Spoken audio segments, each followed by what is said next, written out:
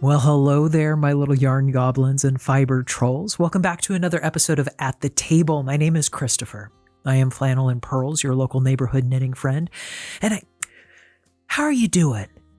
I hope you're doing good. I hope that you are doing well. Actually, you know what? I hope that you're doing both. I hope you're doing good for others, and I hope you're doing well for yourself. That's what I hope.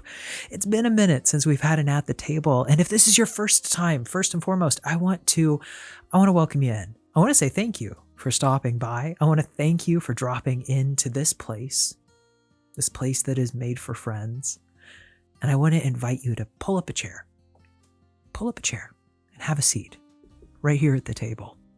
You might be wondering, what on earth is going on? What are we doing here? This is a place for friends.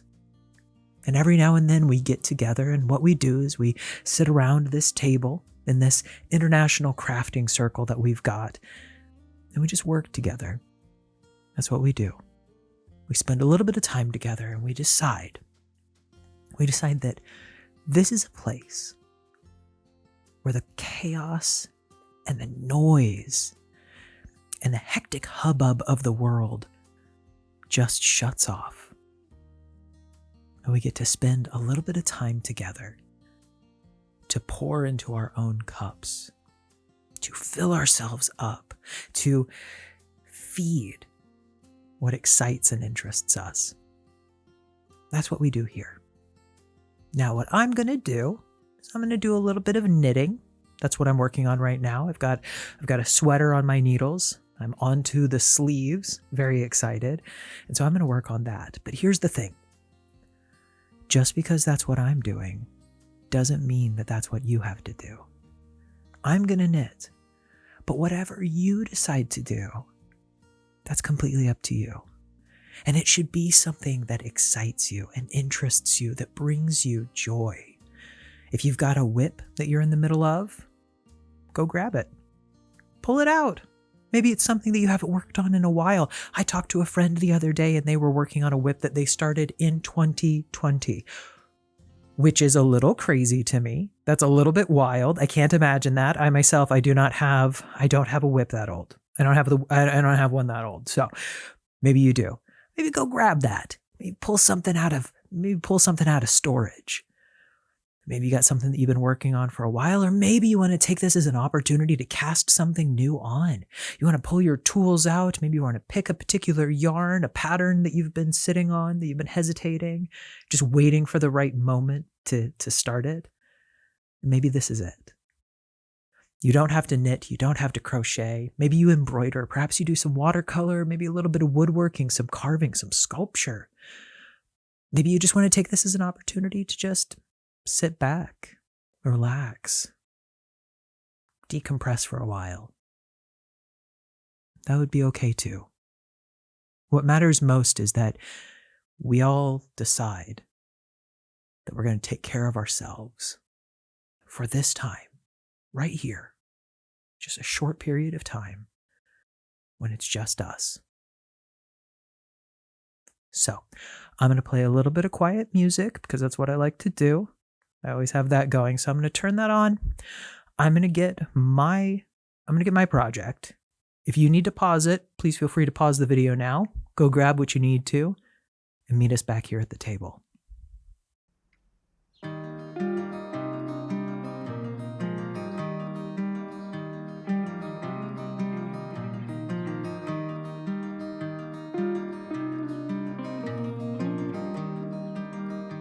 That's a lot of sweater for a tiny table. Oh, that's a lot of project. I think I'm going to put this on the floor. Yes, that was the right choice. I'm going to put that on the floor. I'm going to worry about just the sweater on the table. So I am working on the Mårvej Light sweater by Andreas Rotherman, which is it's such a beautiful, elegant pattern. I'm just absolutely thrilled. I have enjoyed making this so much. I can't wait to see it blocked. It's a little lumpy right now because the color work is still, sort of in its pre-blocked state. But I have finally moved on to one of the sleeves, and I I just know that this is going to be amazing when it's done. It's one of those pieces that I've put down and I've picked up and I've put down and I've picked up. And I'm hoping I'll have it done by the end of the month. We'll see. We'll see. But one can hope.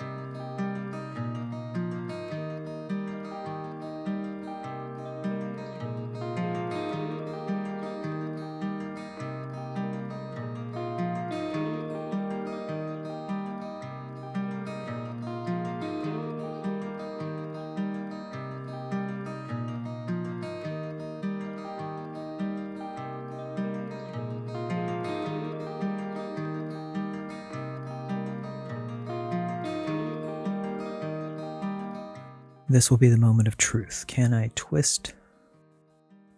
I can. Perfect. I was gonna say the moment of truth was going to be whether or not I could twist the sleeve and then twist it back to make it easy to knit on this tiny little table. I've never told the origin of the table that I knit on. So this particular, I've mentioned it before. Last summer, I moved from Chicago to the suburbs. I live outside of Chicago now. And on one of the last, I used to spend countless hours just walking around my neighborhood. I lived in the same neighborhood, Rogers Park, for 12 years. So the whole time that I was in Chicago, I lived in that neighborhood and I became very, very fond of it. And a ton of time. I used to spend so much time just wandering around the neighborhood. I would just grab my bag, grab my hat, head out the door and just see where it took me. And one day, this was just before I moved, just before I left Chicago, I was out on one of those afternoon walks and sitting on the sidewalk was this table. I wish that it had a partner. It feels like at one time it had one. This feels like a table that originally came as a set. But I just found it sitting on the sidewalk. I guess somebody decided they didn't want it anymore. And I felt so drawn to it. And I just grabbed it, put it over my shoulder, and just went home. It's been with me ever since. I had to do some repair on it. It was broken, which is probably why someone put it out on the sidewalk in the first place. But a little bit of glue, a nail here or there, it's as good as new.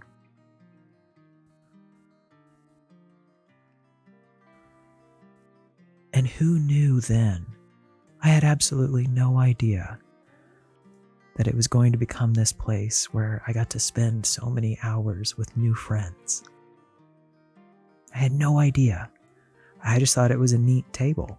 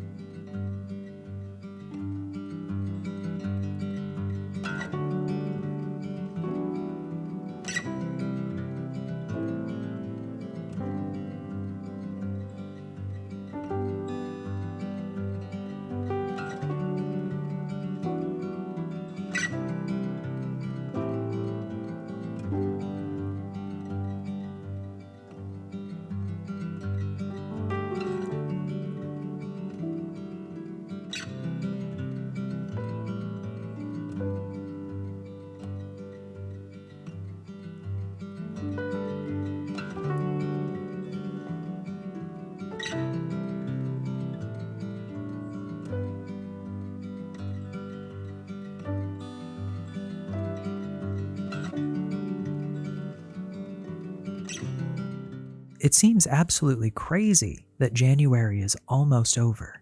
It feels like just yesterday it was Christmas, and then it was New Year's, and now, honestly, it sort of feels like it's already Valentine's Day. It's practically just right around the corner. And I really don't know where the time goes. It just screams by. But I hope that your holiday season was nice. If you observe, if you don't, I hope that your New Year's was great. Mine was super relaxed, really, really laid back. Mark and I we don't do a whole lot for New Year's. It's not a big thing for us. But one thing we always do is we love to take the movie The Phantom Thread. And you know how there's the New Year's Eve party scene in that movie? We always time up their countdown to the countdown in real life. So when they ring in the new year in the movie, it's the new year for us as well. And so that's what we did. We've done it so many times that we have a little post-it note with the exact time down to the second that we have to start the movie in order for that to happen.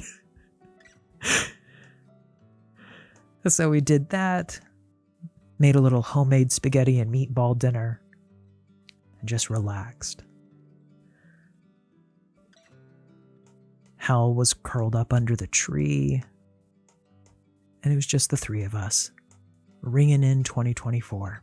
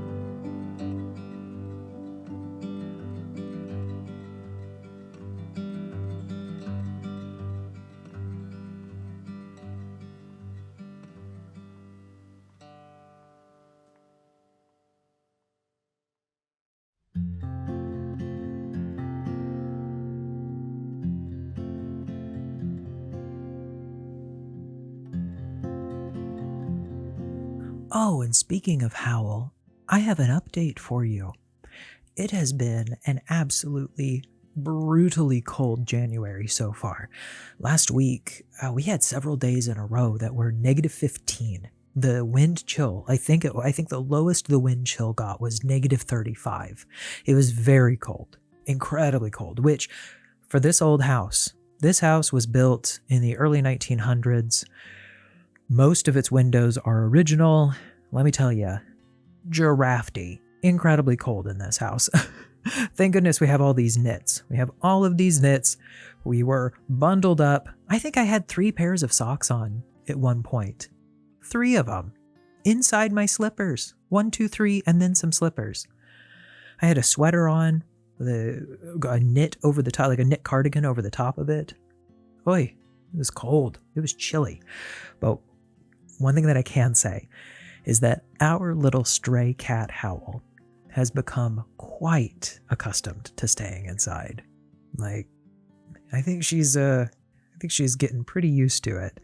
She used to sleep underneath the tree. I think I shared some footage of that back in the Christmas episode, which, you know what, I'm going to go ahead and replay it here because I'm obsessed. There is nothing I love more than looking back on this footage, this cute little black cat sleeping under the tree. But what I can say is that when that cold hit, that tree was sitting right up against a window, and so that area became a little bit draftier than usual, and she no longer found that to be the best place to sleep. No, she found the radiator in the hallway, and that has become the place to be. And for the very first time, she stayed overnight. Usually she doesn't do that. Usually, maybe like an hour or two after dinner, she'll start meowing and sort of pacing in front of the back door. And generally around the same time that we start shutting the house down, when we shut off the lights and start kind of turning down for the evening, she'll start pacing. She'll start pacing back and forth in front of the door. And that's when she heads out for the night to do whatever it is that she does all night. But let me tell you, that cold hit. And it got so frigid outside that we would open the door for her to go. She would sit in front of the back door like she always does, and we would open the door and she would flinch. She would literally recoil, like jerk back and like flick her feet. I've never seen her behave like that, but it was just, the wind was so frigid. It was so intensely cold that she decided that radiator, that was the place to be. She said, I don't need to go out. I don't need to go outside. I can stay here. That would be okay. So she stayed now the problem is, here's the problem, is that we have a litter box. We weren't sure if she was going to use it because she's never used it before. She's never ever used it. She prefers to go outside to use the restroom and then she'll come back inside. But if she's not going to go outside, it became like a yowling match where she would just wander around the house crying. And it's like, I know you're uncomfortable. I know that you need to go to the bathroom, but if you won't go outside, I don't know what I'm supposed to do. So we put out the litter box. She eventually used it. I can't believe that I'm talking about my cat's bathroom habits on At the Table, but the point to all of this is that she was so resentful. She was so resentful of us. It was as though we had made it cold. That's what it was like. It was as if we had purposefully made it cold so that she could not go outside. Eventually, it turned from -10 to -2, and she decided that was warm enough. I can go outside in this. This I can deal with.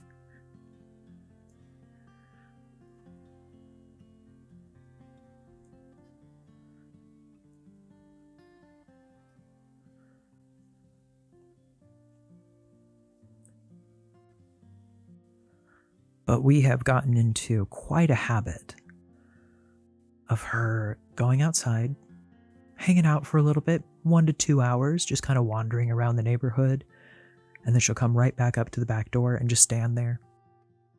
Her little black ears just peeking up over the top of the bottom of the door. And we let her in, and she stays most nights now. Usually we just shut down. I don't think that I think for the last week, she's stayed every night.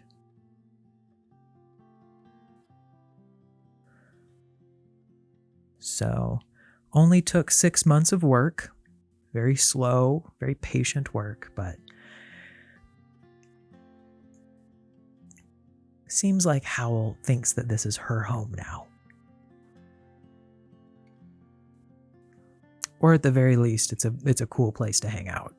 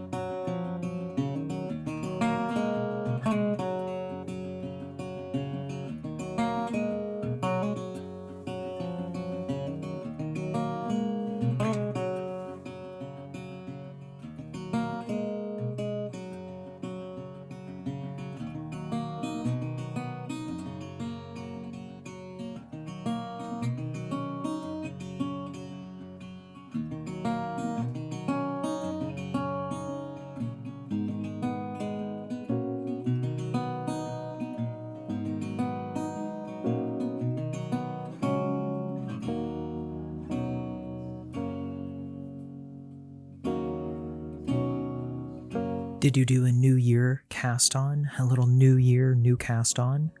I know a lot of people do. I know that's a big thing for a lot of people. If you are, tell me what you cast on. Furthermore, if you're working on it right now, you get double points for that. So tell me below. I love hearing about what you all are working on.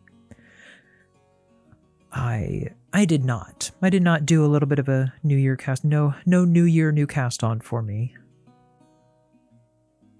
I just decided to keep on working on this sweater.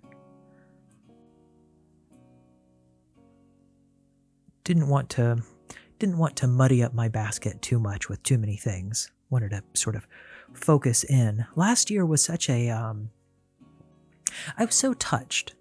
I was so touched by the responses that I got on the last video saying that, yeah, 2023 had been kind of a chaotic, hectic year for me too.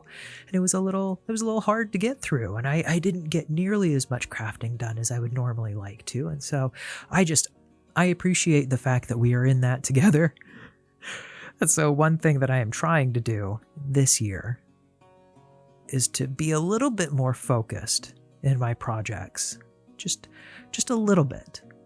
Just trying to hone in that intention a little bit more.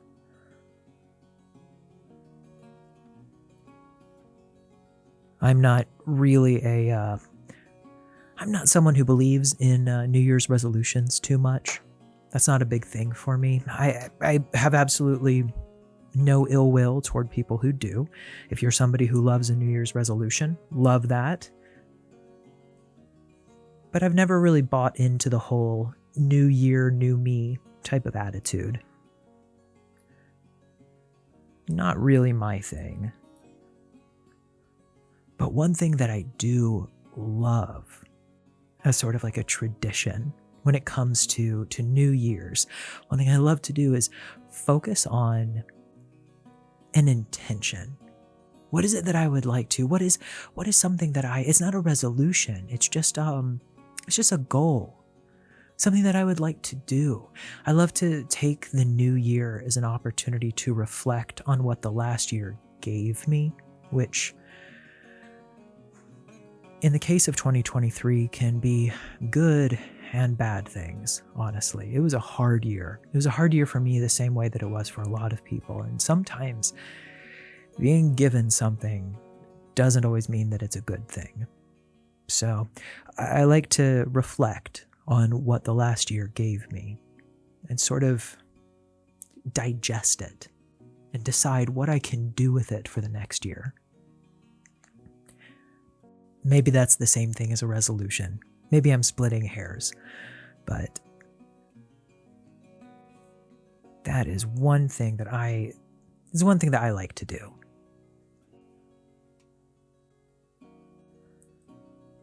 But what about you? Are you a New Year's resolution person? If so, did you make any resolutions? I'd love to know.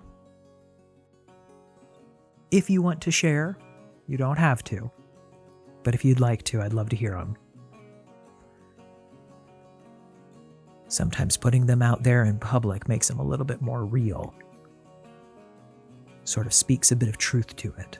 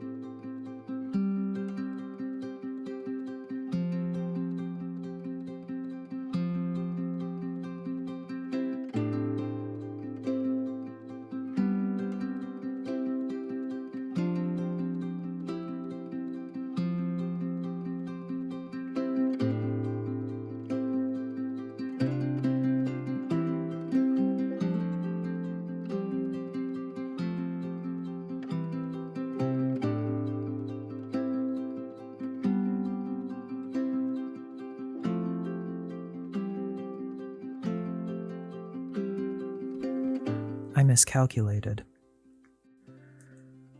I thought I was supposed to do my decrease on the next round, but it was actually that one. We love a live tinking. We love it. We love to see the mistakes, acknowledge the mistakes, forgive the mistakes, and undo them.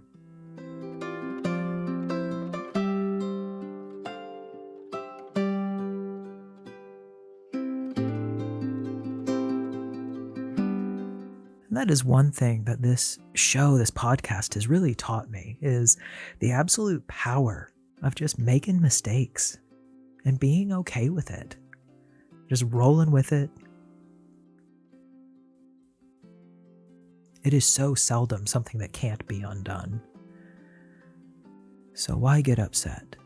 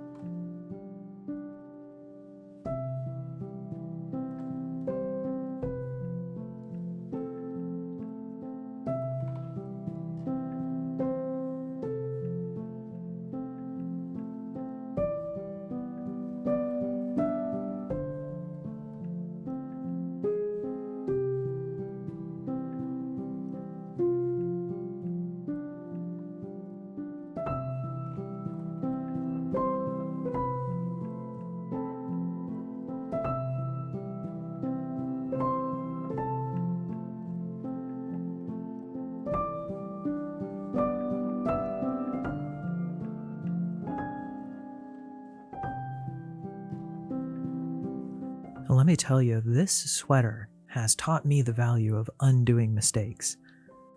I cast on the neck 9 times. 9 times.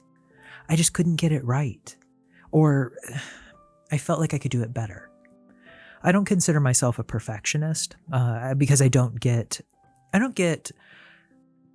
overly obsessed with the idea of perfection. I think that for me, the reason that I'm so willing to do something like that, like 9 times, I ripped out the yoke 3 times. So I think that for me, it's not a question of perfection. It's a question of improvement. It's looking at something and saying, I think I can do better than that. I think I am capable of doing better than that. And I'd like to try again. Which, maybe again, I'm hair splitting. I don't see that as perfection, mostly because I see perfectionism as reaching for something that perhaps you don't have the ability to achieve. You're reaching for somebody else's skill. You're reaching for an unobtainable concept of perfection. And that is not what I'm looking for. That is not it. I know that my hands are never going to create stitches as beautifully and as even and as perfect as a machine can. Can't do it.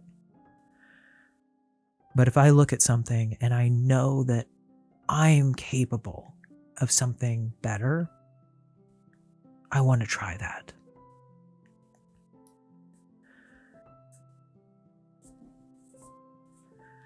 And let me just say that being on social media, that's a hard attitude to have. That is rough. Because platforms, especially like Instagram, maybe not so much TikTok. If some of you are active on TikTok, weigh in. Tell me what you think about this. Let me know if my feelings about Instagram are the same as TikTok. But platforms like Instagram, they value product probably above anything else. It's a place that you go almost to show off in a way. Like it's very aspirational. And so it becomes a highlights reel of, here are the things that I finished, and look at my finished garment, and I'm moving on to my next garment, and it's sort of bigger, better, faster, more. Which is one of the reasons I love YouTube so much, is that there's a pace to it that you can demand, where I can sit here with you and all we can do is just work on whatever it is that we're doing at our own pace, in our own time. Nothing sped up, nothing crazy. And we can prioritize the process, fixing mistakes, learning from those mistakes.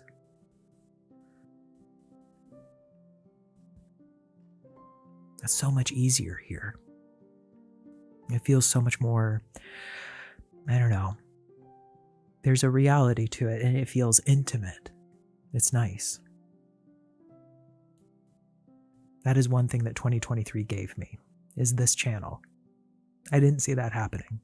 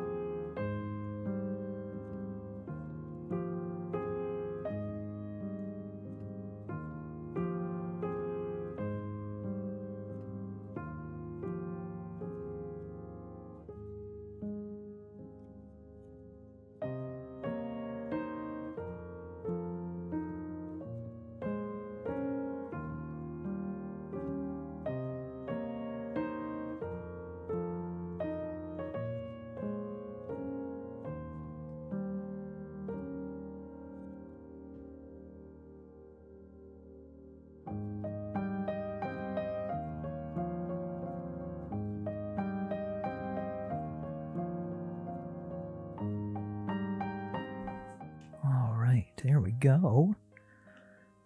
Decrease. Let me get my little stitch markers here. I just spilled half of them all over my table.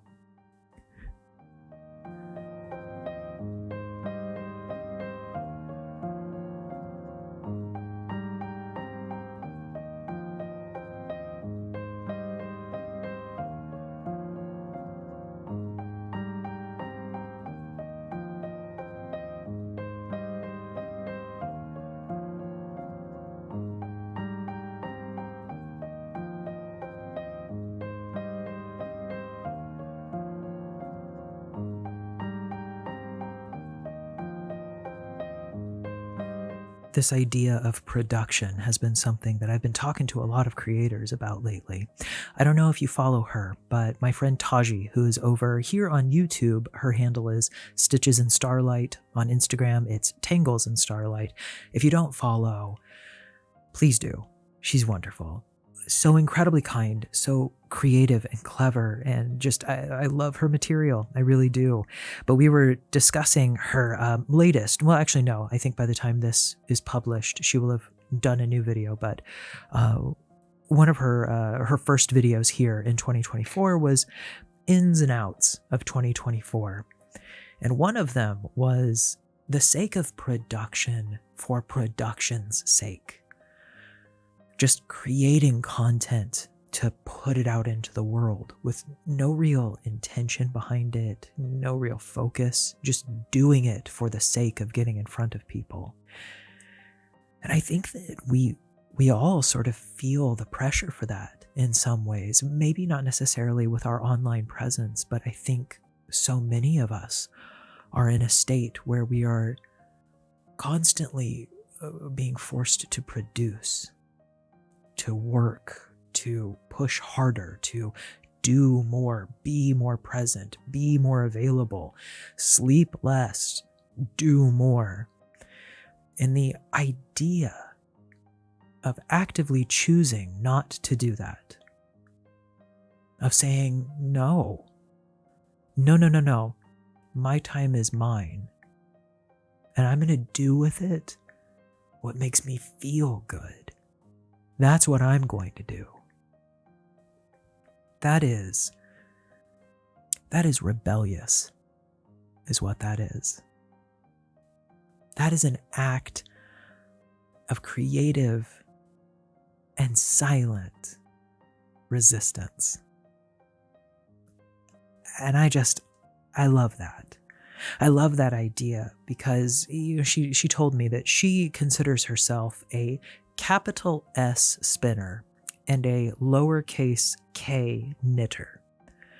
That for her, a whip or a project is just spinning fleece after fleece after fleece. And that fills her with extraordinary joy. She may have no plans for that particular fiber, has no idea what she's going to do with it. And that's a little bit complicated for the fiber craft, sort of like online world, where we see a lot of garmentry, we see a lot of project sweaters, we see stuff like that. And it can make it a little bit complicated for anyone who doesn't spin, who mostly knits or mostly crochets. How do you talk about what you're doing is productive, and it does feel good, it just doesn't look the same?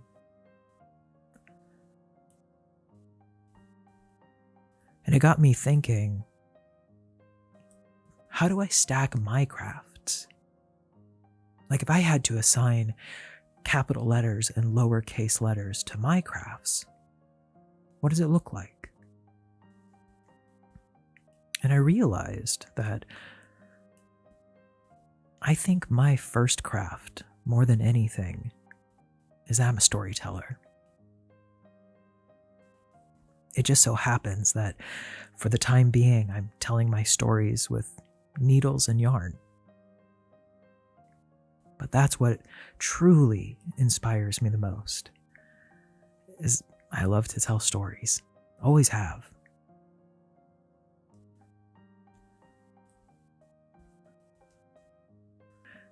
And it's funny because I never really considered it before.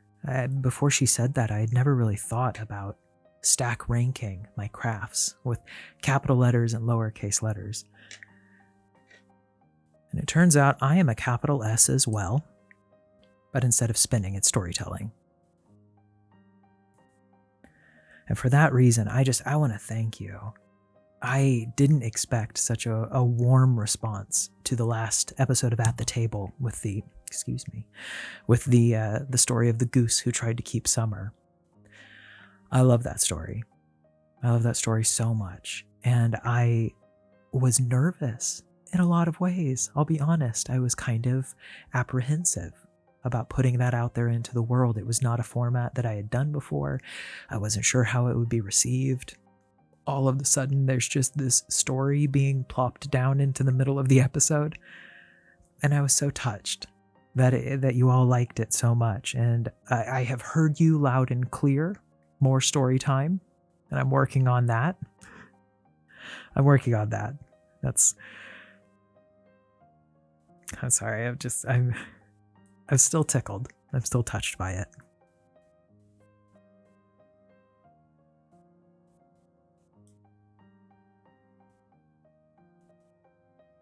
I think more than anything, I think that was the height of my 2023. I think the response to that was peak.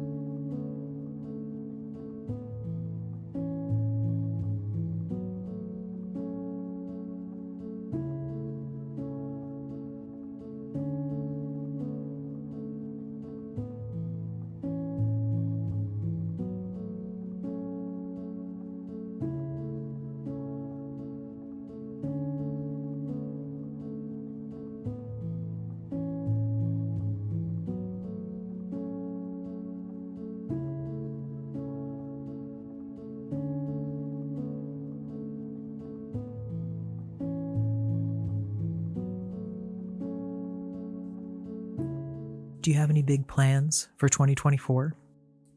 Crafty or otherwise?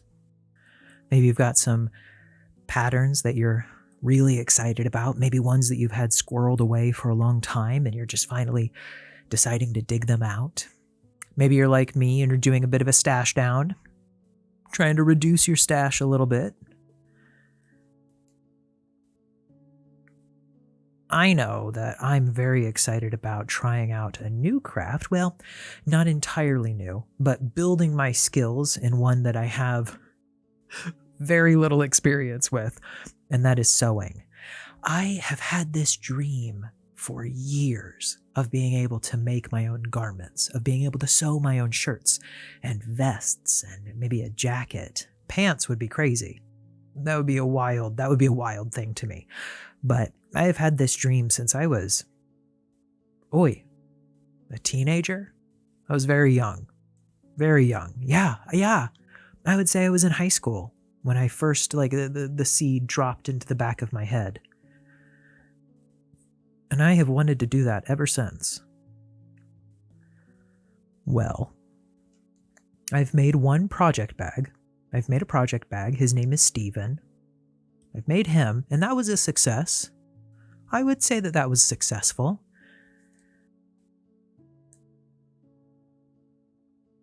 And I just purchased this last week my very first apparel pattern. It's a jacket. It has a lining. I may or may not do it. It's optional. But I got the fabric. Hopefully I got the right fabric. We'll find out. This is all very much an experiment. That's what it is. We're gonna dare to fail is what we're going to do. And we're gonna try really hard to learn a lot along the way.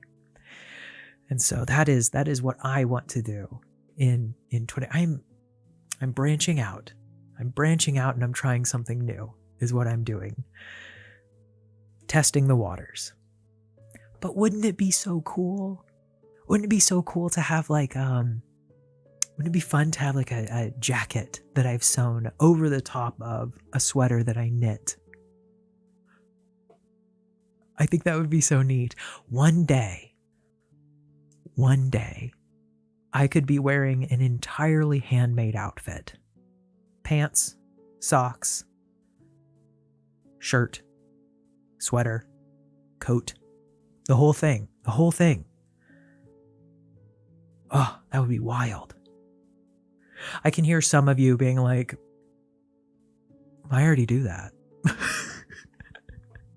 You're counting all of the completely handmade outfits that you've got. And I bow down to you. I bow down to your much higher, much more superior skill. That is, you inspire me. That is what that is. I am deeply inspired.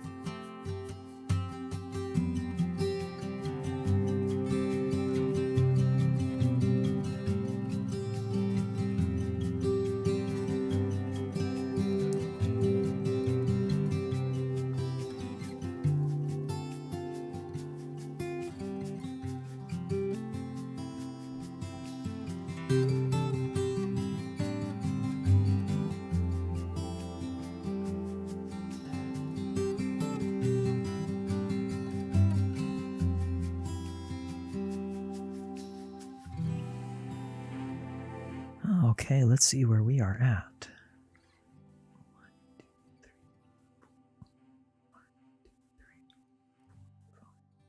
Okay. I'm going to do one more decrease round, and I think I'm going to call it for a day. I hurt my finger last week, and it's been okay. It's been healing, but I could feel it starting to ache again, and I don't want to do too much. I don't want to upset it. So I'm going to do one more decrease round, and then I'm going to call it a day.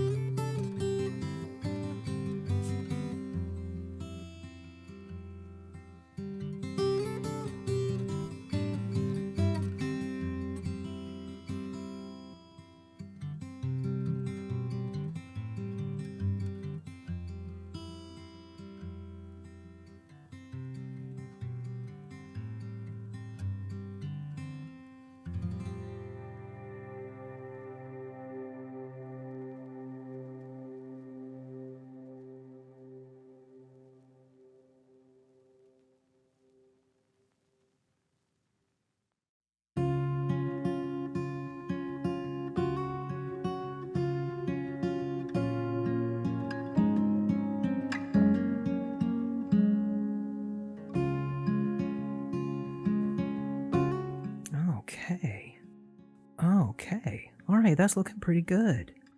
Yeah, we got a little sleeve there. Got a little bit of a sleeve. And honestly, I think that it's good for me to go ahead and stop now because there's a design element. Let me see if I can show you. Let's see. Yeah, if I show you this way, I can get it. There we go. There's a design element where a stitch from the color work drops down into the sleeve itself, and that's achieved with doing a double stitch with a crochet hook, which I brought up here thinking I would be able to do it in this lighting. Absolutely not.